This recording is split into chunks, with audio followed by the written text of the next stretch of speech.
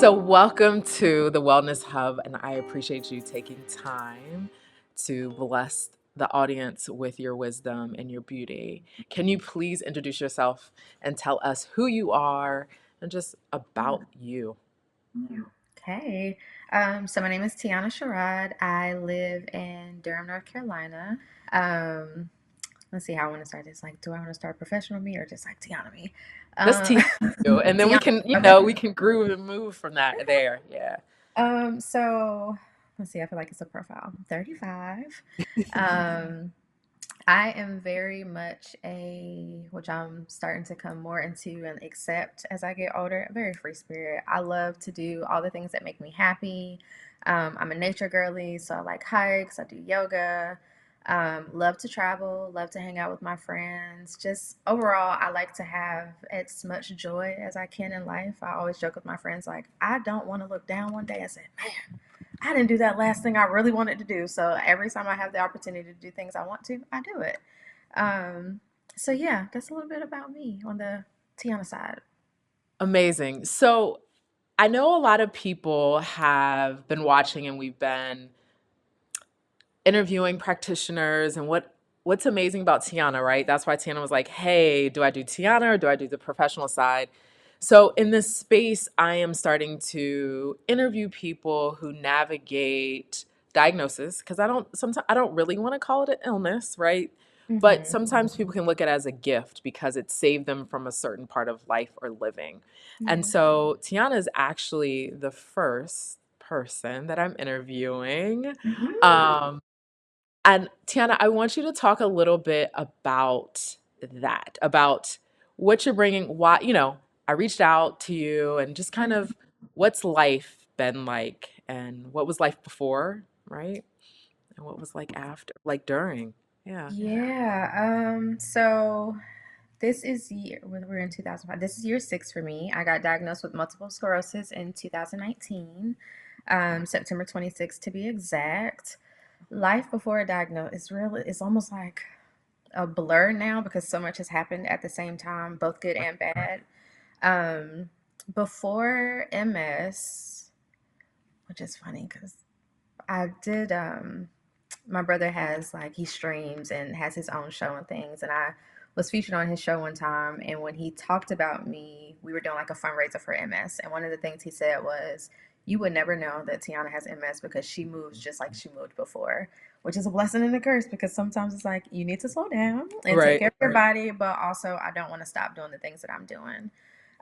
So life before, I was very much a traveler, still am, still love to do that. I just got off a trip 2 weeks ago, so still trying to acclimate from that. But I professionally am a therapist. Before I got diagnosed, I'm a yoga instructor now. I was not a yoga instructor then. I wanted to do trauma informed yoga, didn't know when I was going to do it, didn't know how I was going to do it.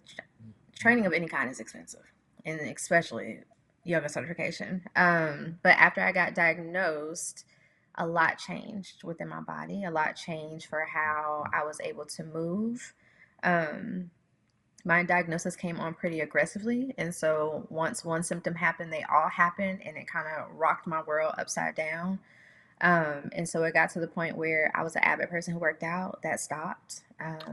I remember very vividly being in the gym one day, picked up a weight, my arm gave out, the weight hit me in the face, and I said, well, I think that'll do it for a little while. I don't want to put myself in danger.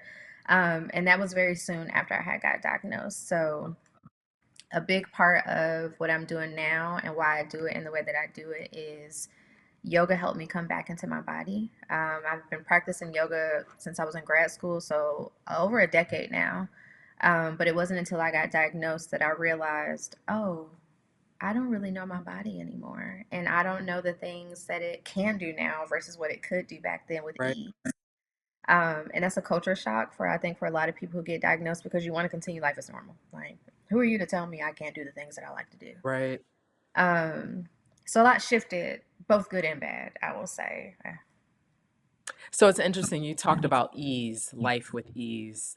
And I Mhm. think that's really important, right? For people who look like us, especially, right? Yeah. Um, but doing life with ease. And I guess my question also is kind of, what was it like navigating the medical space as a woman that we look alike, right? Like how was that, and kind of what was that like? Like the first diagnosis, like when when it hit you and you said it came on pretty aggressively, what was that process for you navigating that space medical in the medical field, like within the medical aspect of it?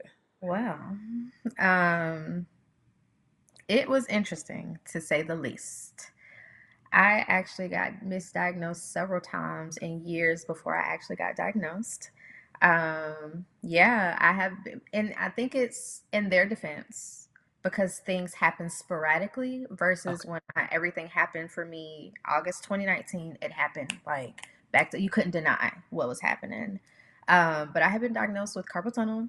I've been diagnosed with costochondritis, which is just like inflammation of the chest, Right. a few other things. And when I actually got my diagnosis leading up to it, it started with two of my fingers being numb. And I kept telling my mom, like, that feels strange, but I broke a cup a few days ago and cut myself. So maybe that's why it feels that way.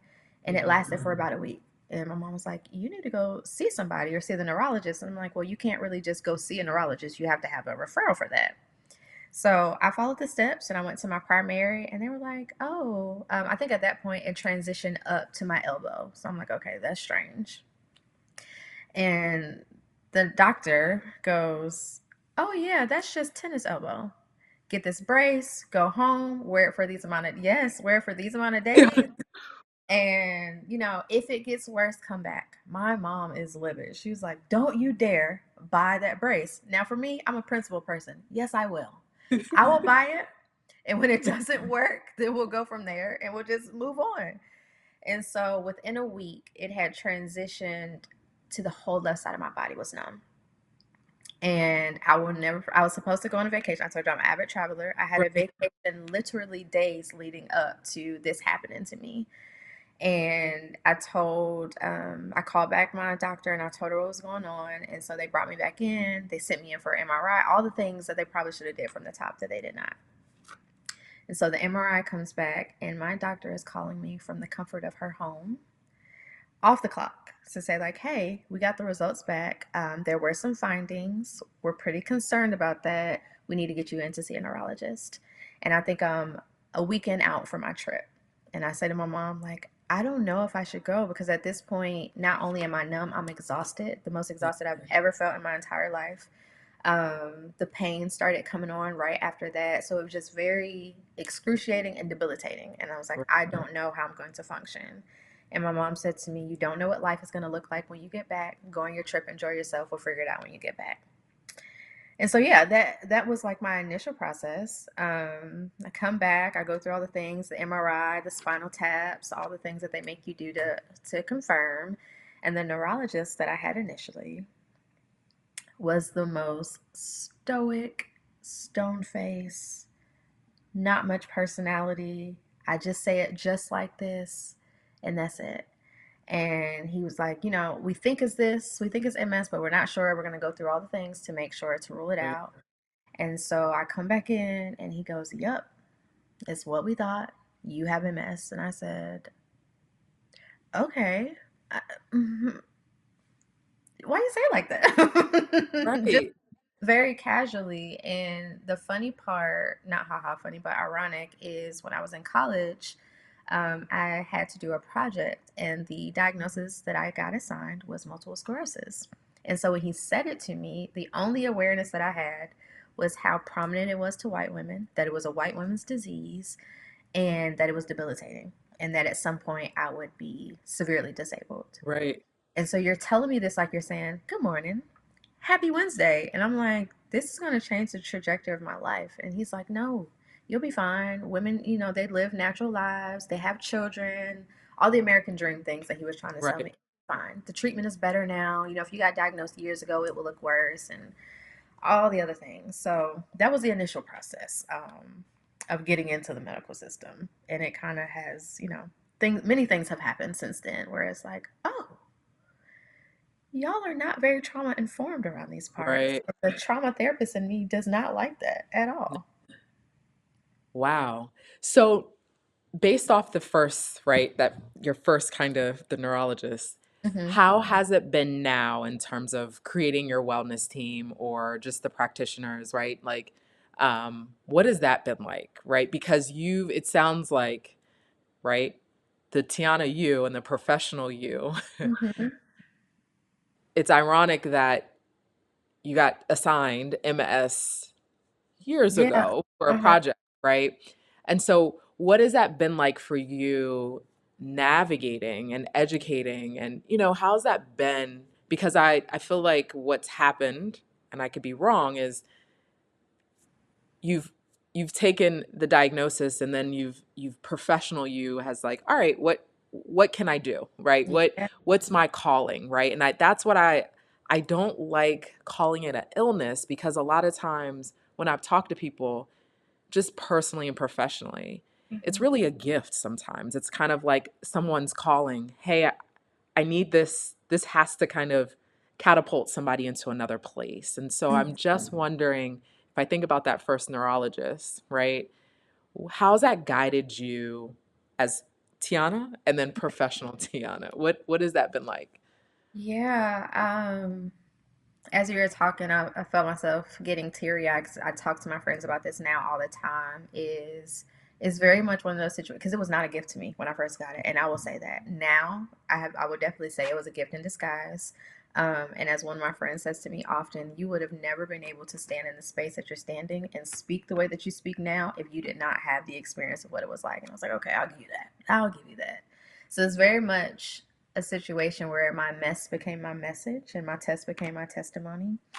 Um, I always tell my therapy clients that, and people just looking, because I make a lot of content around therapy and what that looks like and like normalizing the conversations. And I always encourage people to treat finding a therapist like you're dating, right? You're not stuck to the first person you find. So my first neurologist was just the person who diagnosed me. He passed me off to someone else, gave her high ratings. She's the best. We love her. I got with her and realized you're not the best and I don't love you. And that's okay. Yeah. Um, a lot of the symptoms that I have, because MS presents very differently across everybody, they call it a snowflake disease, is that especially in Black women, the symptoms look different, the severity looks different, how it presents in our body looks different. So I would bring her things that I was having, and every single time, Marsha, she would say, "Oh, that's so interesting. That's so interesting." And I'm like, "This is your specialty, correct? This is the thing that you do. This is the thing that you have been trained and qualified to do." Culturally competent care is a very real thing, and I do Oh, not think we are in that realm here. Um, and it was probably after the 10th, that's interesting, that I told my mom, I don't think that this is going to work for me. That, and she would often say, well, everything isn't MS, which is true. But also, if I am experiencing something in my body that I know that I did not have before MS became a part of my life, then I'm going to say that yes, it probably has a lot to do with that. And what I've right. come to learn over my journey is just to trust myself and what I know about my body. And that has gotten me further because I'm going to argue with you about Yes. the, if I say this is what I'm experiencing, I'm not going to let you gaslight me into thinking that's not what my experience is. Um, so my neurologist, and because you get, not everyone, but I chose the route of infusions, which is my treatment of choice. And so my infusion suite was in my neurologist's office, and I had a nurse. I loved her in the beginning, and then I realized her conversation again to culturally competent care and trauma informed care was lacking. She would say things. We had a conversation one day where professional Tiana and outside Tiana are two different people. Okay, the things that you say to me, you have to be very mindful of what you say because I'm typically very vocal. With MS, it created a scenario for me where a lot of the times I had to take a step back because I wasn't believing the things that I was hearing people say. So she would say things like, "Oh, asking what my symptoms are, all the check-in questions that they do for the infusion." And then one day she goes, "Man, I just could not imagine what it would be like to live with MS. Just every day you wake up, you have no idea what's going on. It would just drive me crazy." And I'm looking at her like, ma'am, I just want my medicine so I can go home. This is not the conversation that we should be having. And so in that moment, it threw me off because I'm like, what would make? And on one hand, I want to say you were trying to connect with me. On the other Mhm. hand, it did not land the way that I'm sure you intended for it to land. And so I went home and I thought about it and I said, you know what I do best? I'm gonna write a letter to the editor. And so I sent a message to um, the office manager, and they had a conversation with her, and it looked very different the next time I came in there, and I was not there long after that. I switched neurologists, I switched infusion places, and that brought me to the neurologist I have now. From the beginning, she spent extra time with me because anybody who goes to a specialist know you got 15 minutes, and that's about it. She will spend a good 30 minutes to an hour if she has to understand everything that's going on, to lay out all my options, to make sure I understand, to make sure she understands me. And it has been very life changing to have that because it's nothing like going into a space to say, hey, this is my experience. And they're like, no, it's not. You don't know. And I'm Right. like, but I do know. That's Tiana. Excuse me. That's That's Tiana. Yes.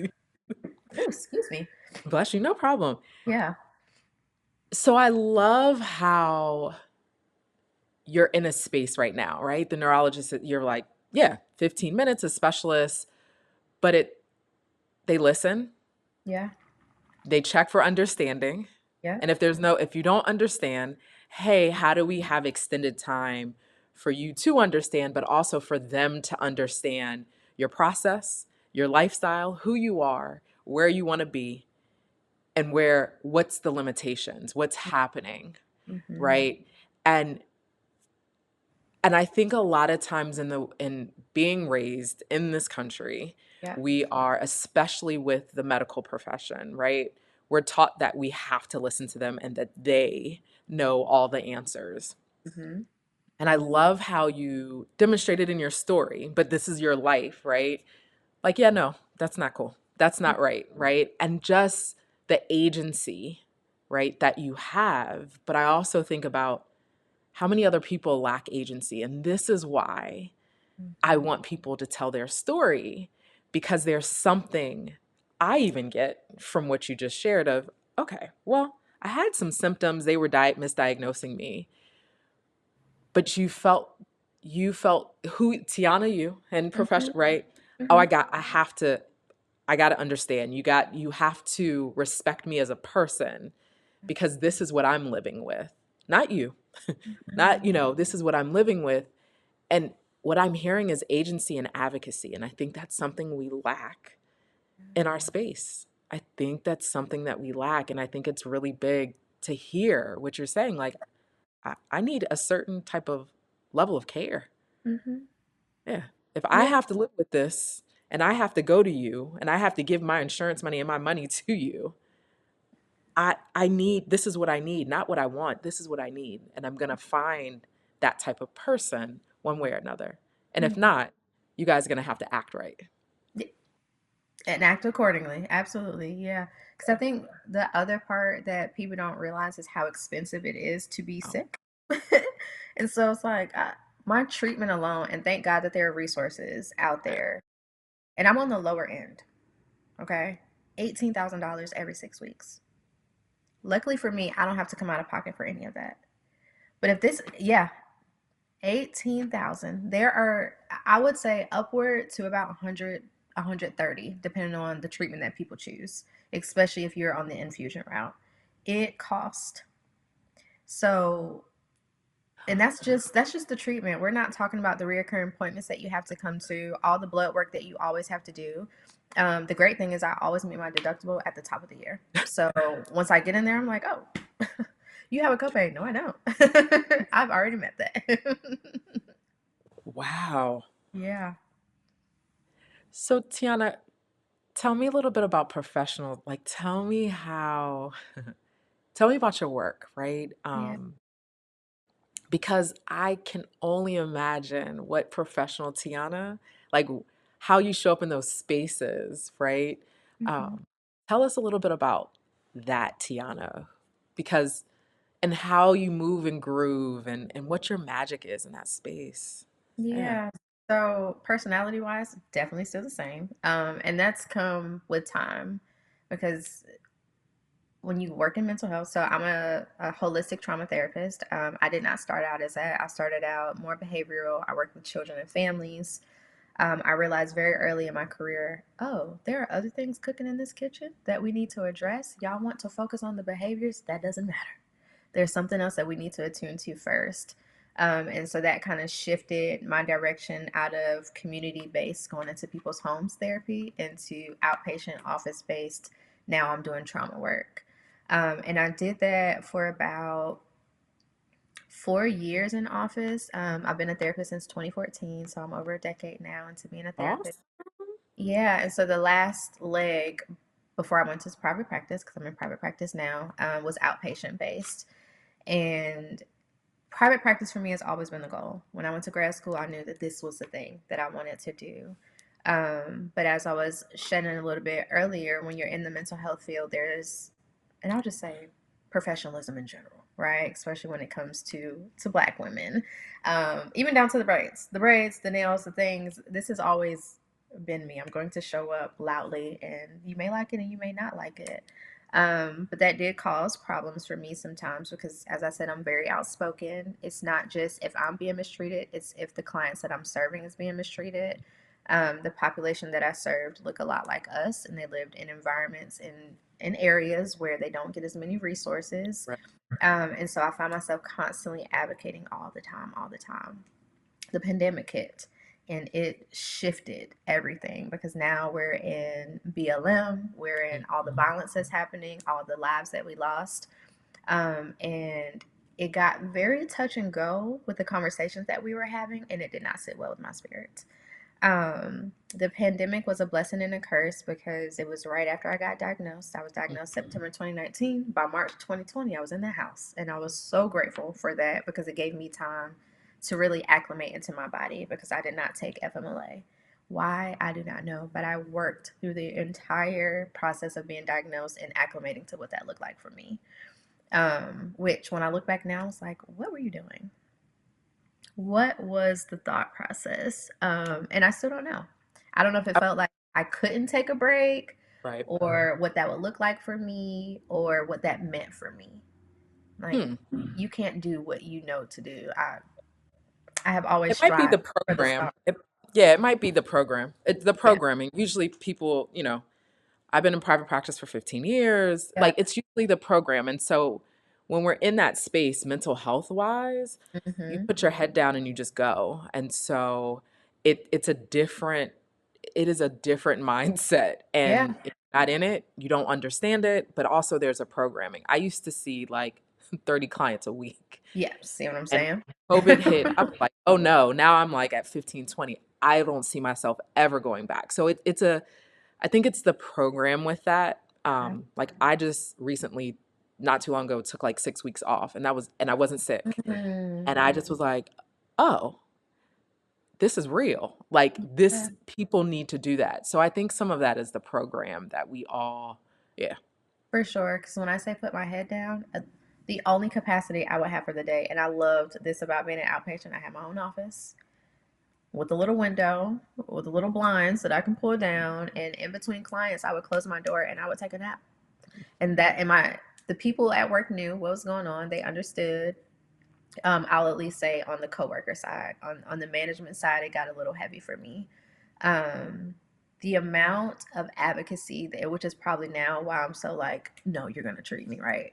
That you have to do to get your needs met when people know what your experience is, and we're working in mental health. So in my mind, we should be a little bit more compassionate and empathetic to things than what we are. And what you come to learn working in the field is this is the most judgmental place you will ever step in your life. So, Is um, yeah, I had to fight for certain things and certain accommodations where others who didn't look like me but shared the same gender as me got more leeway. I had a coworker at a time, and it's nothing about her. I loved her. It's just it showed me the system even more. Was she got pregnant? She had her time off. She came back and she worked on an abbreviated schedule, Monday through Thursday, 8 to 4. Whereas the rest of us had to stay till 7, 2 nights a week. And most times was there either till 5 or 6 p.m. outside of the 7 p.m. days. And I had to argue to go to my doctor's appointments. And I was told that I needed to take FMLA to accommodate for those days that I was going to see my doctor when I knew that that was not the case for my counterpart. And I said, okay, I see where we're going here. So the pandemic came and virtual therapy became my reality. And I said, oh, I could do this because in my mind, private practice meant brick and mortar. You have to have a space, you have to have an office. And that completely changed my mindset. So 2021 at the top of the year, I said, I don't know what it's going to look like, but by the end of this year, I'm going into private practice. That's my goal. And I dragged my feet on that all the way up until probably October, November. Okay. And this is when they started having the conversations around, oh, we're going to transition back into the office. We're going to do a hybrid schedule. And I said, no, I will not. I will not be there. I told my mom, I already knew I'm a very determined person. When I make a decision, the decision is made. So I told her, like, I'm going to quit. And this is what I'm going to do. And in her mind, she's hearing, you just got diagnosed. You need insurance. You Right. need like consistency of a Mhm. paycheck. What is that going to look like for you? Right. And so to appease her, I was like, okay, my letter was already written now, Marsha. I already had it. It was drafted in the email. But I said, I will oblige. I'll take the weekend to think about it because it'll make her feel better. And by Monday morning, that joop into her inbox. And that was it. In December 15th, 2021, I left my job and I went to private practice full time. And I have been doing that ever since. I also got trained as a yoga instructor within the pandemic. So August 2020, I got certified. And that's what I have been doing ever since. And it has the way that I practice now, the way that I run my business, the way that I integrate both my personal experience into the work that I do is not what I imagined for myself when I first got into the field. I knew I wanted to help people. I knew I wanted to make a difference. I did not anticipate that the difference I would make would come from the life that I have now lived. Right. Um, I've been able to become a MS advocate. There's an organization by the name of We Are Ill, otherwise known as We Are Illmatic. It's founded by Victoria Reese Braithwaite, and she is a force of a black woman. Her mindset was kind of like, I don't see enough people who look like us that are diagnosed and understand what our experience is. So I'm going to make a platform to ensure that one, we redefine what being sick looks like, Right. and also show black women Right. still do the thing forever and ever. And so I found them very early on in my diagnosis, and I said, "Oh, okay. There are people out. It's not just me. It's not white women. There are other black women who are dealing with this." I went to they have a weekend every year called Wellness Weekend, and it's where they bring Black women with MS into the room, and it's a whole conference for the weekend, and it's very psychoeducation heavy, but also very relatable. They have support, all these things. And so I remember I went my first time 2 years ago, and I sat in that room and I said, by the time I come back here, I'm gonna be in a different capacity. And lo and behold, the second year I came back, they had asked me to be an influencer, which is their MS ambassadorship. And so on my yoga page, I make content that highlights like different wellness practices that you can do and just normalize it. Um, Whether yoga, mindfulness, self care, all the things. And so now, year three, when I go back to Wellness Weekend, which will be November 7th through the 9th in Atlanta, Georgia, I will be leading their support group for the conference, which is a very full circle moment for me because I remember the first one that I sat in and I said, wow, this is the most seen I have ever felt in my diagnosis because now I'm sitting in a room full of people where I don't have to explain to you what my experience are. We may not all have the same symptoms, but we know what it's like to live like this. We know what it's like to feel like this. And I just remember personal Tiana and professional Tiana was in the room because they were talking about things. And I was like, that's grief. Like, this is grief that we're talking Right. about. And I'll never forget, Victoria looked at me at the end and she said, I really appreciate all the stuff that you said. We'll probably use you in some capacity. And then I didn't think it was going to be an ambassador. So I thought it was something dealing with me being a therapist. I was like, cool, I'll do the ambassadorship. And so now for this year, I'm like, okay, full circle moment. We're back to the beginning. So yeah, I've hit the ground running, which is why I said pre-me and current me should Right. struggle because it's like I still want to do all the things, but also I get tired, and that's okay too. Oh, you gave me goosebumps, my dear.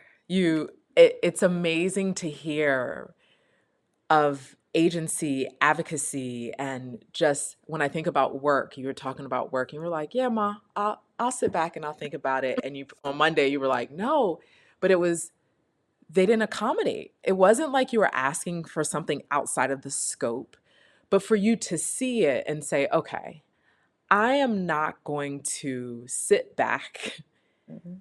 and put myself through something for the sake of a company." Yeah. Like there was this agency that you had, and I think sometimes people are so fearful of taking that step.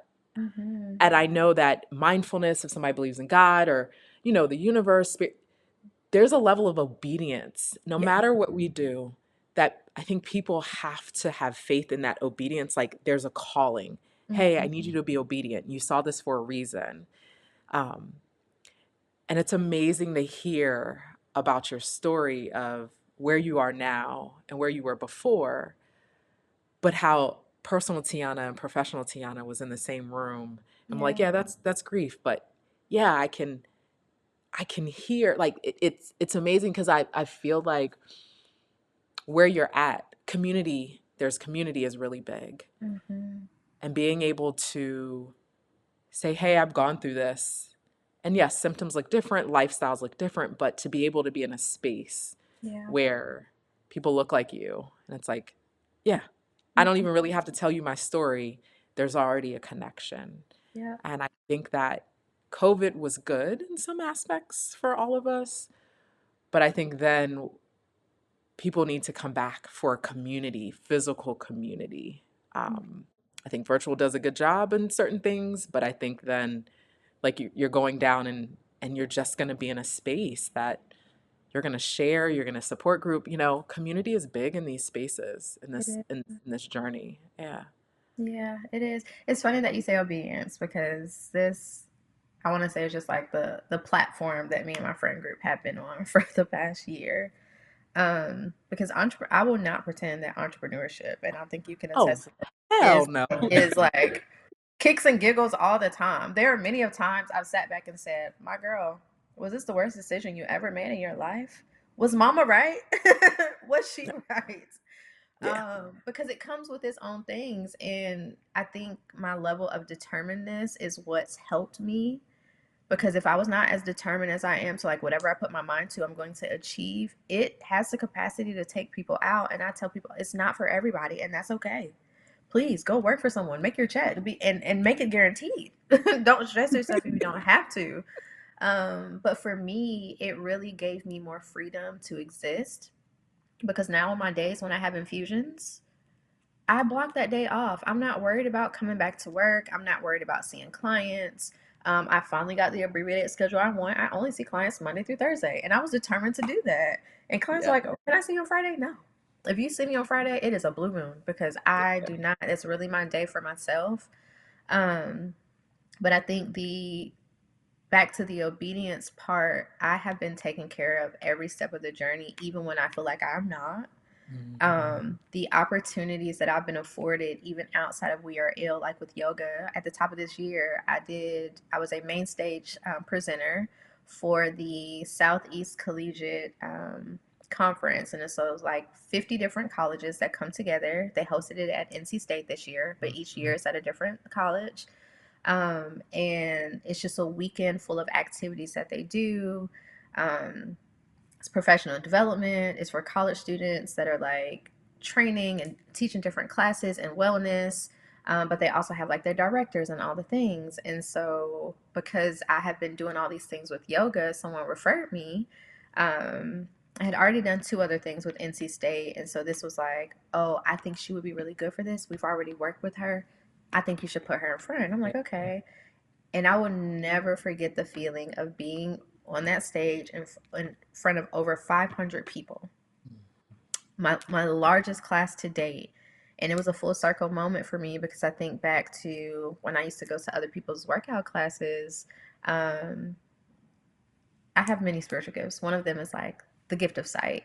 And so I remember being in a class and I had a vivid vision of me standing in front of people and teaching. I wasn't a yoga teacher there. I had no aspirations of doing it. I just like working out. I was the personal trainer friend. I would lead all my friends through workout, was not trained. It was just my jam. I like to do it. And they're like, you really need to get trained in this. I'm like, girl, no, we're just doing this so that we look good for the summertime. That's it. Right. And so when I stood on that stage, I had to catch myself because I was like, oh, and that was years later, Marsha. I said, this is what that was. And it's been many other experiences since then Right. where I'm like, the only reason why I'm standing in the spaces that I'm standing in is because I trust the calling and I'm obedient and I'm allowing myself to actually walk in it without humbling myself. Because I think a lot of people, I think humility is great, but I'm also in a space in my life where I look up the definition of everything. And I don't like the definition of humility and what that looks like to be humble, because I think it is a gift to know what your purpose and your calling is and to walk in it boldly. Because if you have step, you're going to have step the mission, and that's not going to serve you or anybody else. And I have gotten so much more out of walking purposefully, walking intentionally, and just saying, like, yeah, no, this is what I'm supposed to do. I know who I am. If you don't like it, that's cool. But if you love it, I love that for you, and everybody else gets to benefit from it. So yeah, obedience have been the word. Yes. Yeah. Tiana, you have dropped so many gems in this space. Yeah. And if you know how sometimes, depending on how people are listening, Yeah. right? They may catch it, they may not. And so my question to you is this: what's one thing you would leave the audience with? If they didn't get anything, Yeah. all the gems that you dropped, what would be one thing that you would want to give them in this moment that they could walk away with? If we said, hey, you didn't hear nothing else, just Hmm. take this, what would it be? Mm. I think I would say, and it's cliche, but I'm gonna break it down a little bit. Um, is to trust the process of what you're going through, because I think when I think back to 2019, that was the darkest year of my entire life. And when I think about, I get emotional about it quite often now. Where I was then, I didn't see Tiana existing in 2025, right? I think I heard the diagnosis and I said, this is going to change the trajectory of the rest of my life. And I don't want to live a life that looks like that. Right. So thank God for therapy. Thank God for my family. Thank God for my support system where they literally dragged me out of that. And when it first happened, because I also am a host of my own podcast, Cope for the Culture. It's a mental health based podcast. Um, I was in the midst of doing that and I kind of like shut everything down and shut everything out. And I put my hands up and I'm like, who am I to speak on things where, girl, you're coming home and you're sitting in the dark every single day. Um, and so I don't know what it was or what the light bulb was that kind of switched for me. But when I transitioned over, because I think when I first got diagnosed, I was fearful of people shifting their perspective of me, right? Because people knew me to be one way, and to now know that I have this, I don't want the sympathy. I don't want you to feel bad for me. I don't want you to feel like you have to over accommodate for me, because it's not that. Like, yes, do I need help and things sometimes? Absolutely. But I don't want that to be the main focus. So I shied away from talking about it. Um, and I allowed myself one time to make a video. My mom kind of suggested during my process that I do video diaries. And so I had a few and I posted the one on the day that I got diagnosed. And just the feedback that I got, the support that I got was very overwhelming and I did not anticipate it. And it was kind of from that day on where I've always been an open person, but it was from that where I was like, you're not allowed to be quiet anymore. And so you kind of have to trust the process of what this is, regardless of how people are going to perceive it. Because you know the internet is a wild place to live. It is. People have lots of feedback, lots of comments, and I know people feel like you're not supposed to put everything on the internet. And while I agree, I also think that there are a lot of people who are waiting to be seen and to be heard and to be felt. And you never know what your words or your experience is going to offer someone else. Which is why even on my podcast, I just released for the first time in 4 years. Like I just brought my podcast back within the last month and a half. Um, Ah, yeah, and it's funny that you talk about community because that's become the the umbrella topic of this season, and I've Mhm. been joined by some of my really good friends. We call ourselves the Collective Council, so it's Cope for the Culture featuring the Collective Council this season, and we talk a lot about that. But the vulnerability and the talks of obedience and all the things that we have collectively done to put us where we are now because we Mhm. trusted the process. And the process is not always easy. It is not always clear, and it's not always sure. Some days it's like I don't, because I've always been on the side of, why do we have to struggle to understand life? Why can't it just be? Can I get it on a via on a Right. PDF? Break Yeah. it down for me. Like I would much rather learn that way. Um, but as I said at the top, and my friend often reminds me, you would not be who you are now. You would not advocate the way that you would do. You would not be as loud as you are if it had not been your experience. And she could not be more right. So if you leave nothing else, Yeah. that's what I would say. Thank you. Thank you. Thank you. So where can people find you, my dear? Where can people find the professional where Ooh, can it's so many things. So each of my sectors of work have a different platform. I'll kind of give like the highlights, and then I think I gave you things for the show notes. But on Instagram, my therapy private practice is the Healing Corner, PLLC. I'm also on TikTok as the same thing. My yoga is Flowtious Soul Yoga. I think all of those are on Instagram and Facebook. I have websites for the both as well. The podcast, which I think is great and something you should really tune into, is the Cope for the Culture podcast, and that is on Instagram as such. And yeah, find me wherever you can. Come stop by, take a class, all the things. Amazing. Well, I appreciate you sharing your story and I we're going to continue to connect and build and collaborate and just cultivate. And I Yeah, appreciate you. Thank I you for being appreciate you for having me. Yes, yes, yes. All right.